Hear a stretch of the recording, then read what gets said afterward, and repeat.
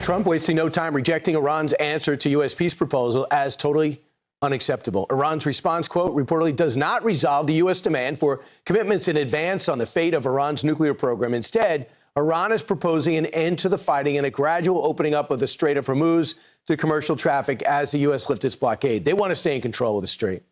Meanwhile, growing tensions in the Gulf as a British cargo ship is attacked off the coast of Qatar. Our next guest says the blockade is still America's best form of leverage. Former CENTCOM communications director, retired Army Colonel Joe Bacino joins us now. Colonel, you think there's, the first line on your point of view is there is reason for optimism. Why do you say that?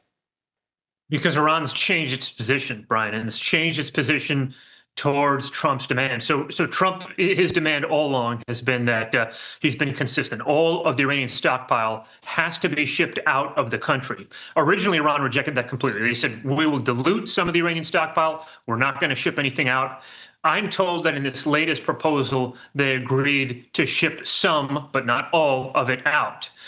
So they've moved, they've softened, they've moved towards Trump's position there. And that is really critical for Iran. That's a really critical moment for Iran because Iran views its nuclear program as a critical arm of statehood, the primary mechanism of its national defense, and its main deterrence in the region. So the fact that they've softened there really is critical. It really is a moment for optimism. Senator Mark Kelly came out over the weekend and said that in a classified briefing, they found out there's a massive depletion of U.S. munitions, including Tomahawks, ATACMS, THAAD missiles, and SM-3s, THAAD, and Patriot interceptors.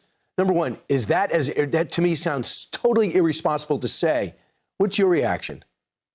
Well, first of all, folks go into these classified briefings in order to inform generate situational awareness for themselves, not to come out on in public and say these things and repeat what's at a classified setting. Second of all, in the current moment, we're not at a massive depletion. We've moved our interceptors, many of our interceptors from Europe, from Ukraine into this fight, which we needed to do. More broadly, we are in an arms race with China in terms of things like the SM-1 and SM-3 interceptors, ballistic missiles, and even more important than that, these attritable drones that'll break and that we don't need to return to us. So, that's a longer term arms race that we need to build up. We need to really invest. And Secretary Hegseth has invested over the coming, 6 months to 3 years. What would you do next now? What would be the next thing you would do, Colonel? Because the president's not going to, I don't think he's going to do is restart the attacks while in China. But what do you come back with this? Obviously, the president said this is, quote, totally unacceptable. So what's next? Well, look, I think what President Trump is doing is exercising tactical and operational patience, and that's what he needs to do. I think that's what we need to do. He is the first president here to try to break Iran's nuclear program, not just with diplomacy and not just with sanctions, but with military power. So we're layering these multiple levels of pressure on top of one another.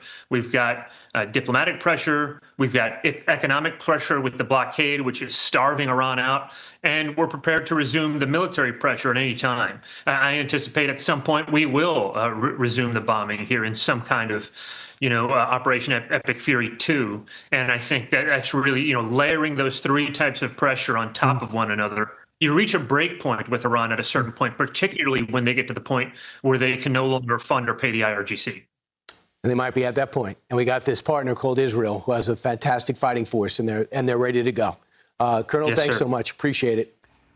Be sure to like and subscribe for all the Fox News latest on YouTube and catch full shows streaming now on Fox One.